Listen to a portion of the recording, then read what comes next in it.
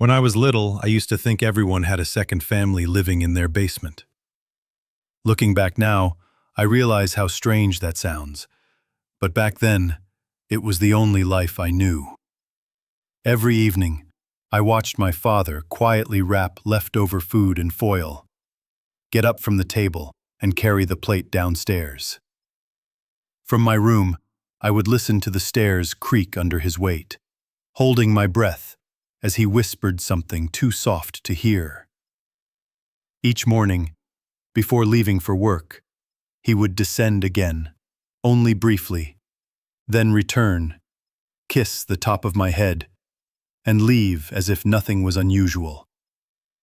At Christmas, he'd carry a bright, gift-filled sack down the same stairs, dressed as Santa. To me, it all felt normal. So normal. I assumed every family had someone else living below. I still remember the first time I asked my mom about them. I must have been around 5 years old when I finally found the words. "Mom, why can't I play with the people in the basement?" She froze. My mom was always moving, cleaning, cooking, pacing, talking, with a cigarette between her fingers and smoke trailing behind her like a ghost. But that question stopped her cold. The silence that followed. It scared me in a way I didn't understand. "We don't talk about them," she said quickly, as if the words had burned her tongue. She exhaled smoke through the kitchen window, then crouched down so our eyes were almost level. Hers were red and tired. "You don't need to play with the kids," she whispered. "But the kids need your dad." Then, softer still, "And your dad, he needs them." That night, I heard them argue, screaming behind closed doors. I was shocked to learn they didn't want me to know. More than that, they didn't want anyone to know. After that, everything changed. My father waited until I was asleep to bring food down. He stopped going in the morning. My mother began avoiding his touch. She kept her distance, retreating to the edges of rooms whenever he entered. And I, only a child, felt responsible. I believed I had broken something important between them, but I was curious. My mother had let something slip. There were kids down there, maybe even my age. That knowledge consumed me. I needed to understand. The way all children try to make sense of things adults no longer question. I became obsessed with the mystery. Why they were down there, and why no one ever spoke of them. Then, one afternoon, the stars aligned. I came home from school to an empty driveway. My mother had fallen asleep on the couch. Quietly, I tiptoed to the basement door and gently knocked. The knock was soft, but it was enough. Lila. My brother's name is Isaac. He doesn't talk much yet, but that's okay. He's still little. "There are 3 of you down there?" She answered simply. "Yeah, but sometimes Daddy comes to visit. So maybe 4? I had so many questions, but I heard my mother stir. I raced back to my room and tried to act normal, but my thoughts were tangled with confusion and wonder. From that moment, the mystery of the basement became a part of me. Over time, I learned to steal quiet moments with Lila. We whispered through the door whenever we could. She became my best friend. At school, I was different. I didn't fit in, but at home, I had her. We learned more about each other through our stolen conversations, slowly realizing just how different our lives were. Lila had never been outside. She didn't go to school. She longed for the things I took for granted. Homework, chores, even cleaning her room on Sundays. She told me she had lived in the basement her whole life. Maybe she had even been born there. I was ashamed to admit this. But over time, the guilt of having a life she never could slowly wore me down. I was too young to understand what to do with that weight. So I stopped.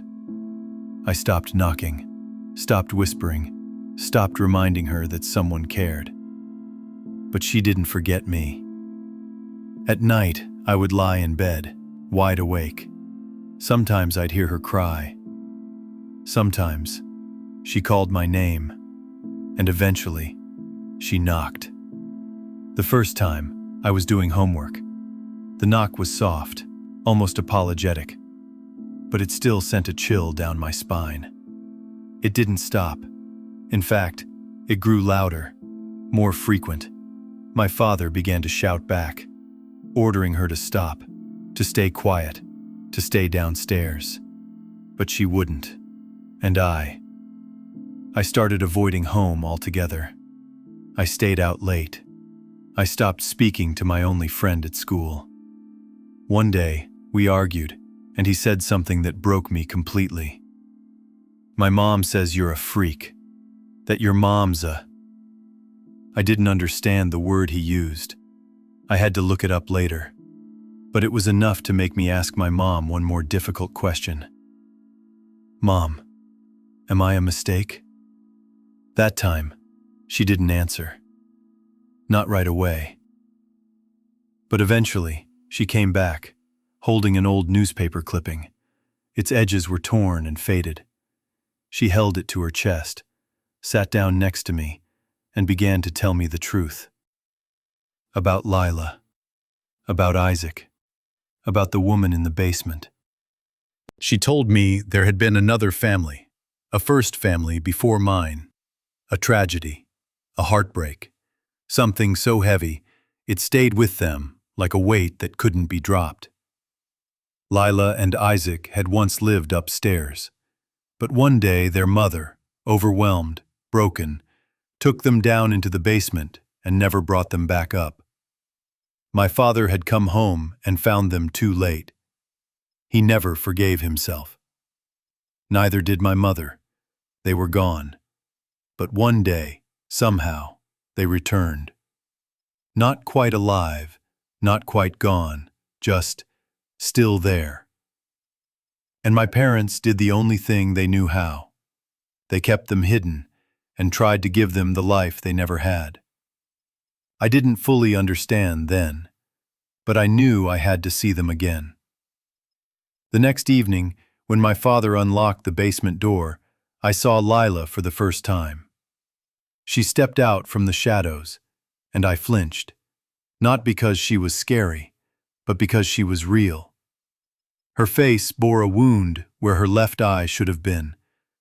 Isaac, small and silent, had a twisted jaw that made speech nearly impossible. But I reached out. I held her hand. That day, for the first time, I played with them, shared toys, laughed, made up stories. I didn't see their injuries. I saw my friends.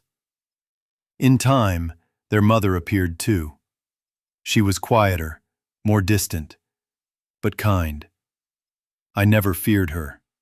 And slowly, they were no longer the family in the basement. They were just family. We grew up together in that strange, quiet way. I moved out eventually, but I visit often, on holidays, birthdays, and summer breaks. And every time, I knock on the basement door, and Lila is there.